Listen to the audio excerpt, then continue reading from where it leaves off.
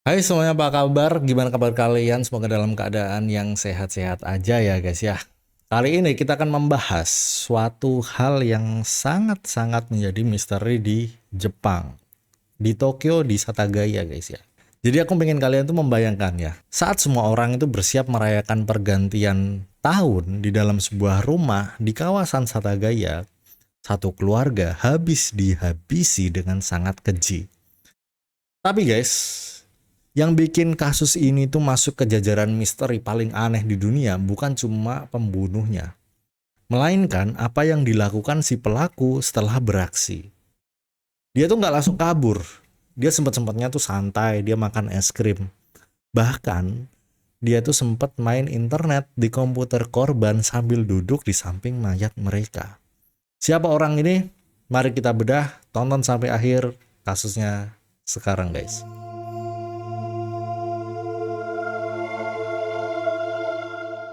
Keluarga Miyazawa, Mikio, Yasuko, dan dua anak mereka ditemukan tewas pada pagi hari tanggal 31 Desember. Pelaku tuh masuk lewat jendela kecil di lantai 2. Mikio adalah yang pertama dihadapi pelaku. Di sana tuh ada perjuangan karena yang ditemukan patahan pisau sashimi di lokasi. Tapi yang buat aku ngeri, setelah pisau pertamanya patah, si pembunuh tuh dengan tenang ke dapur. Dia ngambil pisau lain dan lanjut menghabisi anggota keluarga lainnya. Di sini teknisnya tuh mulai aneh guys, karena polisi menemukan banyak sekali jejak DNA. Kita bicara soal sidik jari, golongan darah, hingga pakaian yang ditinggalkan pelaku di lokasi. Pelaku tuh ninggalin jaket, topi, syal, bahkan tas pinggangnya, seolah-olah tuh dia bilang, ini aku, tangkap kalau bisa. Kronologi tragedi Satagaya itu di 24 jam terakhir, tepatnya di 30 Desember jam 22.30. Jadi malam itu keluarga Miyazawa itu baru saja kembali dari belanja. Mikio sang ayah tuh terlihat terakhir kali oleh tetangganya saat sedang merapikan mobil. Di dalam rumah Yasuko dan kedua anaknya itu sedang bersiap untuk istirahat. Suasana di kawasan perumahan Kamisoshi Gaya itu sangat sepi karena sebagian besar tetangga itu udah pindah akibat rencana perluasan taman kota guys ya. Pada jam 23 diperkirakan jam ini tuh pelakunya tuh masuk. Dia tuh nggak lewat pintu depan melainkan manjat pagar kayu di bagian belakang rumah dan masuk melalui jendela kecil di kamar mandi di lantai 2. Pelaku ini langsung bertemu dengan anak bungsu yaitu si Rei yang lagi tidur. Ray ini menjadi korban pertama yang dicekik hingga tewas di tempat tidurnya. Di jam 23.10 sampai di 23.30 itu tuh kedengeran suara gaduh. Mikio naik ke lantai 2. Di tangga tuh dia berhadapan langsung dengan pelaku. Akhirnya terjadilah perkelahian hebat. Mikio menderita luka tusuk di kaki dan kepala sebelum akhirnya tewas. Dalam pergulatan ini, pisau sashimi milik pelaku itu patah. Dan pelaku sendiri itu terluka dan dia juga ninggalin jejak darahnya di sana.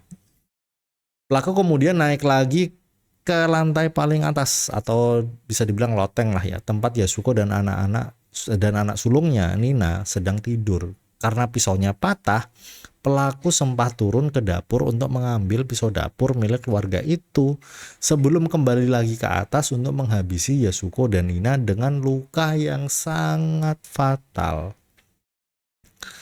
Di jam 00 sampai di jam 1 pagi, setelah seluruh keluarga ini tewas, pelaku tuh nggak langsung pergi guys ya. Dia tuh justru melakukan tindakan yang di luar logika. Dia tuh ke dapur dan buka kulkas, dia ngambil es krim, dia ngambil melon dan minuman kayak berli tea gitu ya. Pelaku duduk di ruang tengah, konsumsi makan, jadi dia sempet-sempetnya makan sambil ninggalin jejak sidik jari di cup es krim yang kosong. Di jam 1:20, pelaku ini sempat juga menyalakan komputer milik Mikio. Jadi berdasarkan data ini, dia tuh mengakses internet selama kurang lebih 5 menit. Jadi dia nyoba ngunjungin situs web dan coba mesen tiket tapi gagal. Setelah itu dia matiin komputer dengan cara mencabut kabelnya. Nah, selama beberapa jam berikutnya, pelaku tuh melakukan pembersihan, guys. Jadi dia tuh kayak ngelidah laci, dia ngebuang dokumen ke bak mandi. Tapi anehnya, dia tuh ninggalin uang tunai sebesar 200.000 yen yang ada di dalam rumah tersebut. Dia juga sempet-sempetnya ganti pakaian. Dia tuh ninggalin jaket, topi, tas pinggangnya di sofa rumah korban. Nah, waktu jam 4 sampai jam 8 pagi, itu adalah waktu pasti pelaku meninggalkan rumah masih diperdebatkan ya guys ya. Tapi ada aktivitas internet kedua yang singkat banget pada jam 10 pagi. Meski polisi menduga itu adalah malfungsi dari mouse komputer yang tersenggol, diperkirakan pelaku itu keluar lewat pintu belakang sebelum pukul 10 pagi. Di jam 10.40, ibu dari Yasuko yang tinggal tepat di sebelah rumah, dia tuh merasa curiga karena teleponnya tuh nggak diangkat-angkat. Dia akhirnya masuk menggunakan kunci cadangan dan menemukan pemandangan yang sangat menghancurkan guys. Keluarga Miyazawa itu ditemukan tewas di lokasi yang berbeda-beda, menandai dimulainya investigasi kriminal paling masif dalam sejarah kepolisian Jepang. Yang hingga video ini diterbitkan, ini belum terpecahkan guys. Sekarang kita masuk ke analisis perilaku ya guys ya. Jadi gini, yang bikin para investigator geleng-geleng kepala adalah perilaku pasca kejadiannya. Jadi pelaku itu sempat menetap di rumah itu selama beberapa jam. Ada teori yang bilang sampai pagi, dia sempat makan melon, minum teh, menghabiskan beberapa cup es krim dari kulkas. Lebih gilanya lagi, dia sempat menggunakan komputernya si Mikio. Data menunjukkan ada aktivitas browsing selama beberapa menit. Apa yang dia cari?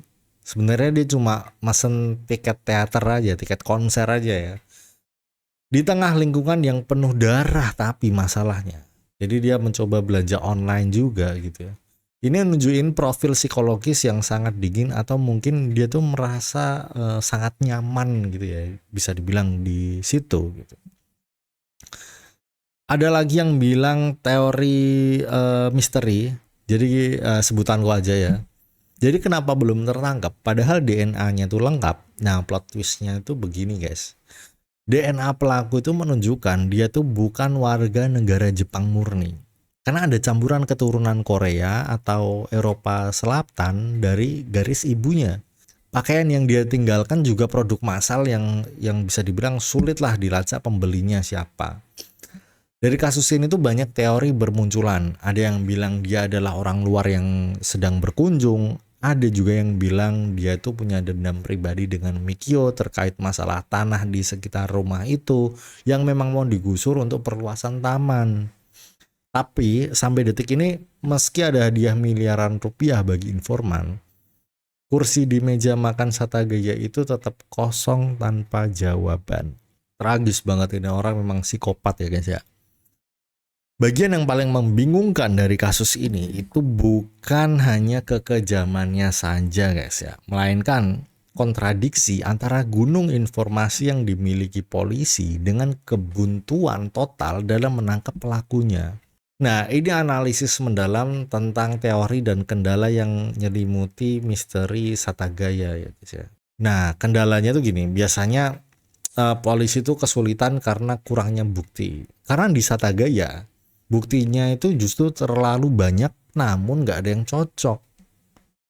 Kedua, DNA-nya itu spesifik tapi asing. Polisi tuh punya profil DNA lengkap pelaku dari darah sampai keringat di lokasi. Tapi hasil tes tuh menunjukkan pelaku memiliki garis keturunan ibu dari Eropa Selatan atau di daerah Mediterania dan ayah dari Asia Timur, kemungkinan Korea atau Cina lah. Namun DNA ini tuh nggak cocok sama satupun data kriminal yang ada di database kepolisian Jepang. Jaket, sial, tas pinggang yang ditinggalin pelaku di TKP itu produk yang diproduksi secara massal dalam jumlah yang ribuan gitu. Jadi polisi sebenarnya tuh berhasil melacak toko tempat barang-barang itu dijual. Tapi karena sistem pencatatan tahun 2000 itu belum secanggih sekarang, jadi pembelinya tuh nggak bisa diidentifikasi, guys. Terus juga tadi yang ditemukan ya, ada pasir di tas pinggangnya. Jadi di dalam tas pinggang yang ditinggalkan ditemukan tuh partikel pasir yang sangat spesifik. Tapi setelah diteliti, pasir tersebut itu berasal dari sebuah area di Nevada, Amerika Serikat. Nah, hal ini tuh memperkuat dugaan bahwa pelaku itu memang orang asing atau warga Jepang yang pernah tinggal lama di luar negeri. Berdasarkan bukti DNA dan pasir yang ditemukan yang hanya ada di Nevada itu, muncul teori kuat bahwa pelakunya itu sebenarnya orang luar. Ada yang bilang muncul spekulasi juga bahwa pelaku itu personel militer AS yang lagi bertugas di pangkalan militer sekitar Tokyo. Karena ini akan menjelaskan mengapa DNA-nya nggak ada di database Jepang dan kenapa dia tuh punya pasir dari Nevada. Polisi itu juga menyelidiki kemungkinan pelaku berasal dari Korea Selatan, tapi saat meminta kerjasama dengan otoritas di sana, itu nggak ditemukan kecocokan DNA di database mereka juga, guys. Dan teori selanjutnya tuh teori dendam pribadi terkait tanah. Jadi rumah keluarga Miyazawa itu berada di area yang sedang dalam proses penggusuran untuk perluasan Taman Soshigaya. Sebagian besar tetangga itu udah pindah, tapi keluarga Miyazawa itu ya kayak bisa dibilang hampir sendirian dia di area tersebut. Ada teori bahwa pembunuhan ini dilakukan oleh seseorang yang disewa atau merasa dirugikan oleh proses sengketa tanah tersebut. Namun profil pelaku yang meninggalkan begitu banyak jejak acak di TKP ini tuh nggak menunjukkan perilaku tuh seorang pembunuh bayaran yang profesional ya. Ada lagi yang berteori gangguan psikologis ya. Jadi melihat perilakunya yang makan es krim, pakai komputer, terus menetap di sana berjam-jam di samping jenazah. Banyak ahli profil kriminal tuh berpendapat bahwa pelakunya itu individu yang memiliki keterasingan sosial yang sangat-sangat ekstrim. Mungkin merasa benci ya, mungkin ada motif lain ya ini ya, melihat keluarga Miyazawa itu yang tampak harmonis dan sukses. Karena Mikio itu adalah lulusan universitas elit dan bekerja di perusahaan branding ternama. Perilaku pelaku di TKP itu juga nunjukin dia tuh pingin gitu kayak merasakan kehidupan korbannya sebelum pergi.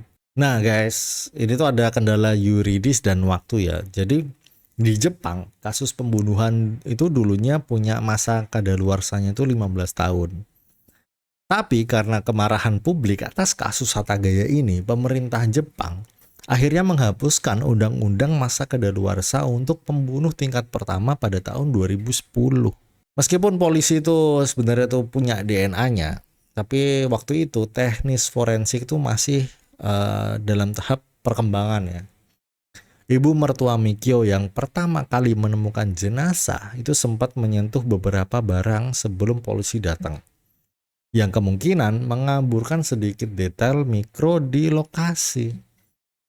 Dan hingga hari ini lebih dari 280.000 polisi itu udah terlibat dalam kasus ini secara bergantian selama 20 tahun lebih. Dan rumah di Satagaya itu masih berdiri, dijaga ketat, dan dibungkus penutup khusus. Seolah-olah tuh nunggu satu potongan puzzle terakhir yang bisa menjelasin kenapa pelaku itu berani banget gitu meninggalkan segalanya. Tapi tetap bisa ngilang kayak asap. Guys, kasus Satagaya ini tuh bukan cuma soal pembunuhan, tapi soal keberanian yang nggak masuk akal dari seorang predator. Menurut kalian ya, pelaku itu orang yang udah ngerencanain dengan rapi sehingga berani meninggalkan jejak sebanyak itu, atau tuh dia sebenarnya hanya seorang yang sedang mengalami gangguan psikologis berat sehingga nggak sadar dengan apa yang dia tinggalin? Tulis teori kalian di kolom komentar di bawah guys ya. Jangan lupa like kalau kalian suka pembahasan kasus ini. Saya Bara Pamungkas, kita ketemu lagi di video selanjutnya. Jangan lupa untuk like, comment, share video ini. See you on the next video guys.